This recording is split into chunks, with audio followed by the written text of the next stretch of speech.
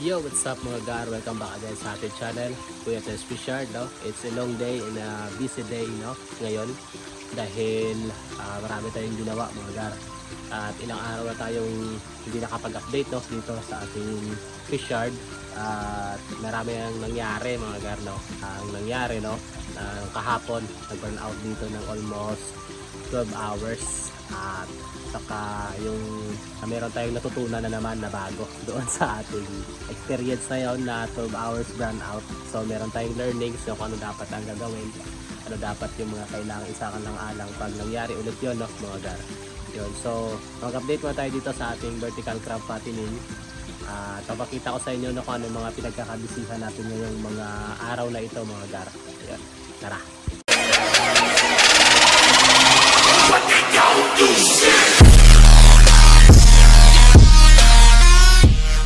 So ayan mga gar, no, nasabi natin kanina na naka-experience tayo ng 12 hours na burnout, no, kahapon nung mga alas 6. Wala pang alas 6 yun, mga alas 5 siguro yun ng madaling araw.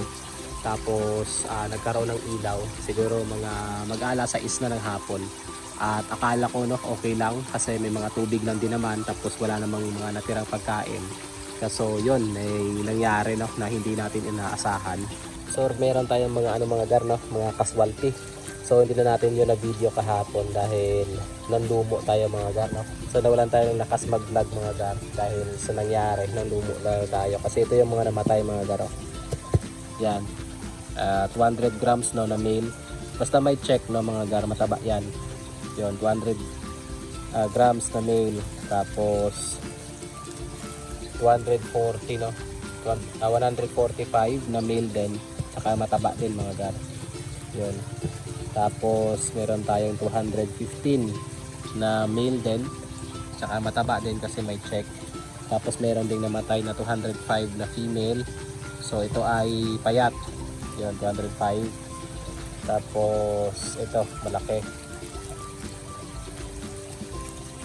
Ito ay bulik na alimango mga gar. 250 grams na female. Ito ay bulik. So, namatay siya. Tsaka merong 150 na female. Tapos, female na 160 na mataba. Yun yung mga casualty natin mga gar. Tapos, meron tayong, ayan, 230 grams na male na mataba din. Tapos, ito, 160 na male na mataba din. So, yun yung mga casualty natin mga gar, no? At siyempre pag casualty mga gar, pag hindi pa naman bulok no or hindi pa siya mabaho, so pwede pang lutuin yan. Kaya naging isa siyang masarap na dish, no. Niluto siya sa Sprite at garlic, tapos merong butter. Buttered crabs na ang tubig ay Sprite. Yun ang nangyari mga gar. Hindi pa bilang doon mga gar yung mga namatay dito sa mga maliliit, sa mga reject. Yun ay yung mga malalaki pa lang. Dito sa maliliit, no, hindi pa bilang yon, iba pa yung namatay dito. So kung susumahin mo lahat mga gar, no, siguro aabot ng 1,000 yung presyo nun. So pero wala tayong magawa, no. Bali learning na lang yon mga gar ng mga dapat natin isalang-alang pagka may mahabang burnout na hindi mo talaga yun may iwasan. Kasi pag probinsya, meron talaga na from time to time ng mga scheduled burnout na hindi naman naka-schedule. Ayun. So ang realization natin doon mga gar, no, na medyo malalim kasi itong ginawa ko. Ito ang aking setup. Nasa 2.5 inches yan yung itong hose natin. Ayan. 2.5 inches. So yung tubig natin sa loob ay 2.5 inches. Kasi ang ginawa natin yan na para kahit malalaki, no, kasi kaya dito kaya to mag-house itong ating setup, kaya mag-house ng hanggang 500 grams. So kung mayroon tayong ilalagay na lalaki tulad nito, ayan, na 405 grams, hindi mababaw yung tubig para sa kanya. Kasi kung makikita nyo, no, hanggang likod niya lang yung tubig. Compare dito sa mga maliliit, ayan, nakaapaw talaga sa ulo nila yung tubig. Yun. So dinesign natin to na para one size fits all, na kahit malalaki or maliliit, kasya sila sa gantong lagayan. So ang realization na lang natin na dapat pala pagka brown out, bawasan yung tubig. Kung pwedeng tanggalin, no, yung tubig, tatanggalin natin. So yun ang gagawin natin sa susunod, no. Binilin ko na rin yon sa kitatay na pag yun ang mangyari sa susunod na magkaroon ng mahabang brown out, mabawasan ng tubig. Kahit kalahatiin na lang yung tubig, okay lang. Basta mabawasan yung tubig na hindi sila malunod. Kasi yung problema natin dito mga garno sa setup natin, mataas yung nitrite at saka nitrate. So kung malalim yung tubig, tapos parati kasi may tao dito, no, ang mga alimango nasa ilalim sila ng tubig. So dahil mataas ang nitrate at saka nitrite, most likely mapupulyot talaga sila. So ang gagawin, babawasan talaga ng tubig na hindi sila mapupulyot, na kaya nilang tumayo, no, or huminga sa hangin, kasi nakakahinga naman to sa hangin mga garitong ating mga alimango. So yun ang realization natin doon. Medyo mahal lang, no, yung learnings. Mahal naman talaga yung learnings. Tapos ito yung isa sa mga pinagkakabisihan natin mga gar, no. So, nakita nyo yung may tali na may tanse. Yun, tsaka itong kawayan doon. Tsaka ito. So ito na yung gagawin natin mga gar na simento. Ito na yun. So bukas ako bibili ng hollow blocks at saka ng semento para maumpisahan na natin to, kasi ako lang din ang gagawa nito eh. So first time kong gagawa nito, tingnan natin kung ano yung magiging resulta. So ito yung ginagawa natin ngayon. So ano to, 38 inches ang haba nito, mahigit 1 metro yung lapad pala, saka yung haba nito ay 16 feet. Ayun, medyo malaki-laki itong na to, yung setup na to. Swak na swak to sa mga reject natin na nabibili, kasi napakaraming reject dito sa lugar namin. Ayun. So marami na palang dyan mga gar, no, nag-molt na mga alimango natin, kaso hindi ko na na-video dahil wala ako dito. So meron ako dong isang nag-molt na alimango na ang ginawa ko ay hinarvest ko siya as soft shell crab. So nandun siya ngayon sa ref, no, ni-ref lang muna siya kasi hindi muna siya niluto. So sa isang video natin sa susunod, no, makikita natin yung soft shell crabs talaga kung paano siya kinakain, na kain lahat, no, walang tapon. Ayun. So ito yung isa sa pinagkakabala natin. So one of these days, no, gagawin na natin to. Kung hanggang saan lang aabutin, kasi medyo mahirap to dahil first timer lang naman tayo, hindi naman tayo ganun kagaling. So dahan-dahan lang paggawa natin dito. Tapos isa rin to sa mga ginagawa natin mga gar, no. Tumigil na tayo kasi medyo madilim na. So bukas natin to i-continue. Ito yung additional natin na filter, dahil ang problema natin dito sa ating setup ay mataas ang nitrite at saka nitrate. So isa to sa mga naisip kong paraan or solution, no, na sa pamagitan nito, no, masusolve natin yung mataas na nitrate at saka nitrite. So magdadagdag ako ng filtration. Ayan, isang set ng filtration ulit, at saka bago na yung gawa natin, ganito na yung style. Dito papasok yung tubig, lalabas dito, yan, tapos sa ilalim siya, lalabas dito sa kabila. Ganun. So dito natin yan ilalagay mga gar, no. Ayan, prepare na natin yung ito, nilinis na natin to, yun dito. So gumagana pa rin naman ang system dahil doon siya tumatapon lahat sa kabila. So wala muna dito sa kabila. Ayun, tinakpan natin yung dalawang butas dyan para bukas, no, yun yung tatabahuin natin para pagkahapon natuyo at magamit agad, no. So hindi wala nang wala nang cycle to, diretso agad to gamit kasi naka-cycle naman na yung dito pa banda. So pag-uumpisa na yung magsala dito natin yung ilalagay mga gar. So inaayos lang natin to, hindi kasi natin agad-agad matatapos dahil ang daming langgam dito. Pinamahayan ng langgam dito, kaya ang nangyari ay pinatay muna yung mga langgam. Yan, pinatay muna bago makapaggawa. Siguro bukas tayo dito maggawa na umaga. Meron pala kaming bagong naisip mga gar, no, na style ng mga, lalo na yung mga maliliit na mga reject na hindi siya parang alanganin siyang ibenta. Tapos mayroon kasi ako nakita mga gar, no, na namimili ng alimango, unlimited na namimili ng alimango. Doon natin binabagsak. Actually nakapagbenta tayo doon kanina, yung mga matataba natin, yung mga naka-stock, no, na mga matataba natin dito. Yung mapapansin nyo, yung lagayan ng matataba natin, iilan na lang yung may laman, no. Yung malaki nating female dito na 310 grams ay nabenta na natin. Tapos yung nandito natin na 420 grams na benta na rin natin. So yung mga matataba natin, dito kasi yan, itong linya na to, dito nakalagay yung mga matataba natin. So napapansin nyo, no, halos nakabuka na, wala nang mga laman. Ayun. So iniwan lang natin to, itong yung bakla na to na 195 grams. Tapos ito yung 405 kasi hindi pa ito masyadong mataba. Tapos itong babae na 135, so iniwan natin to. Saka ito, bago to. So hindi natin to sinama kasi meron siyang, hindi ko napansin. Ayan o. Yan, merong sira yung kanyang tagiliran. So ang mangyayari nito, ipapamolt natin to. Ito yung isa sa mga susubukan natin na ipapamolt na malaking crab. Ayan.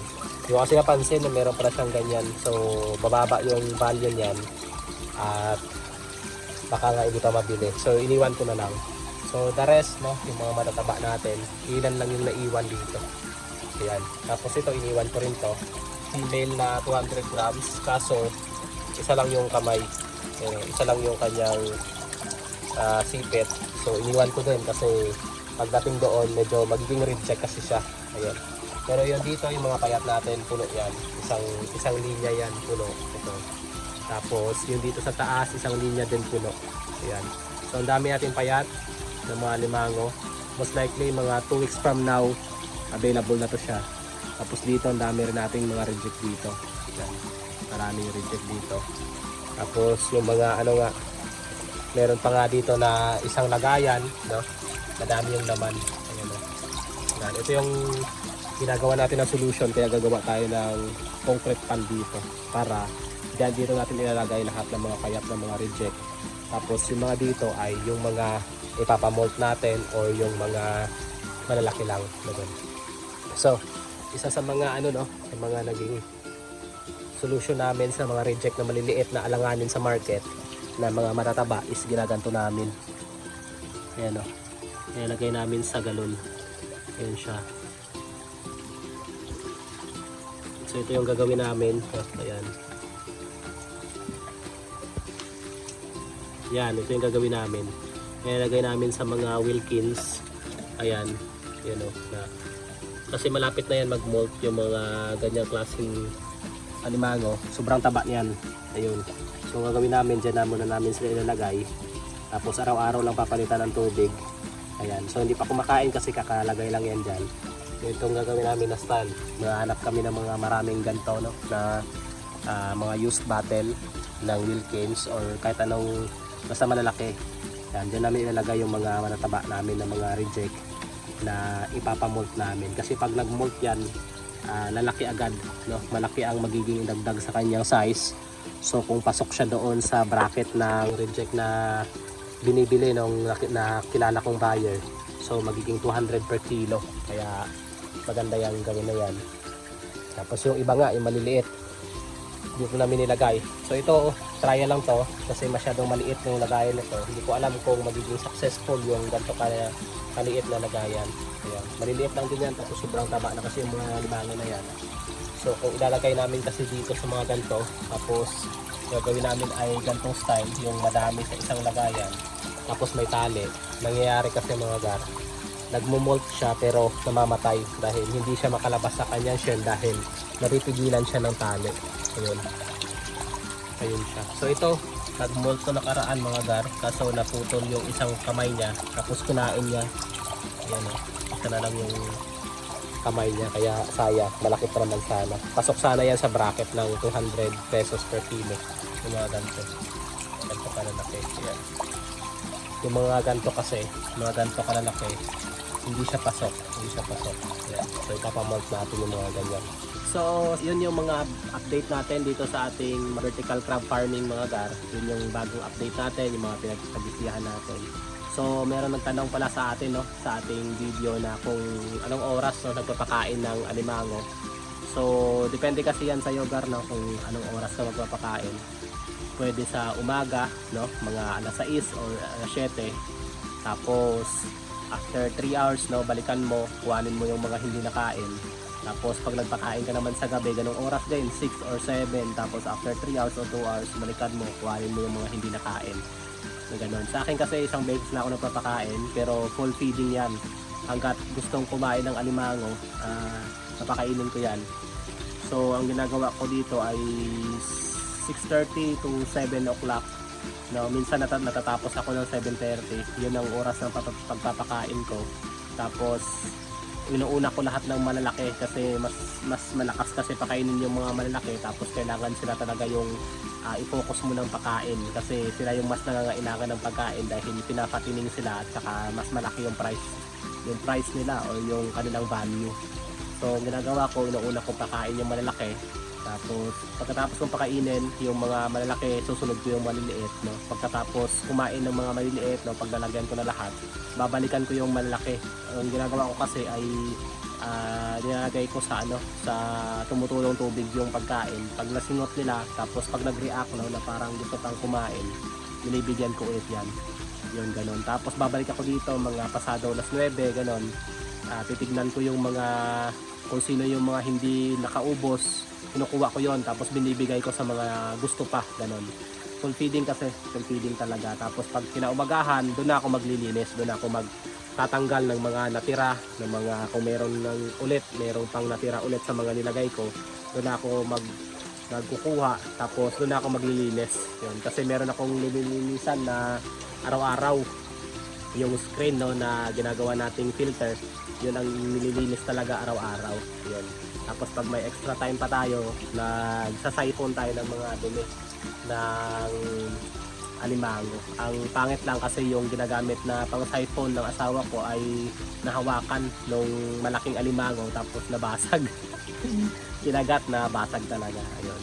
So yun yung sagot natin, no, mga gardo. Yung palang tanong kung anong oras tayo nagpapakain. So meron pang nag-chat sa akin, no, sa Facebook page ko. Meron nag-chat na kung paano ko daw ginawa itong aking setup kasi inspired siya sa ganitong setup. Kasi kung titignan mo nga din naman, no, yung 50 pieces na yung vertical crab fattening, no, na setup yung binibenta, yung commercial talaga yung binibenta, siguro more or less nasa 30,000 ang 50 pieces nun, baka mas mahal pa, ganon.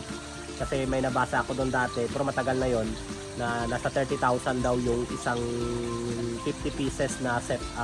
Ikaw pa mag-i-install nun, bali i-deliver lang sa'yo. So hindi ko alam kung magkano yung may free installation plus tutorial pa, kasi tuturuan ka pa nila, hindi lang isi-set up, tuturuan ka nila full package. Hindi ko alam kung magkano. So sobrang mahal. Hindi tulad sa gantong setup, no, itong gantong setup, pwede kang gumastos ng minimal na na capital. So itong sa akin, no, itong sa akin kasi nagpagawa pa ako nitong kubo, nagpagawa pa ako ng balon, tapos malaki kasi itong setup ko. So nasa ito, mahigit 40,000 yung nagastos ko dito. Tapos yung mga ibang ginagastos ko hindi ko na binilang, pero kaya mo mag-setup nito kahit may 10,000 ka lang. Kung meron ka ng shaded part, no, kaya mong mag-setup ng ganito, container lang, tapos kawayan, kung hindi naman ganun kadami. Kasi itong setup ko kasi sobrang dami nito. Kalahati pa lang nasa 160 na. So ito kasi nasa 80 to, 84, tapos 84 din yung kabila. So parang nasa 168 pieces ito. Tapos kalahati pa lang yan, dadagdagan pa yan. Tapos maglalagay pa ng concrete pan dito sa ilalim. Tapos ang magdadagdag pa talaga. Yan, lalakihan ko to kasi para na tong palaisdaan. Ganun.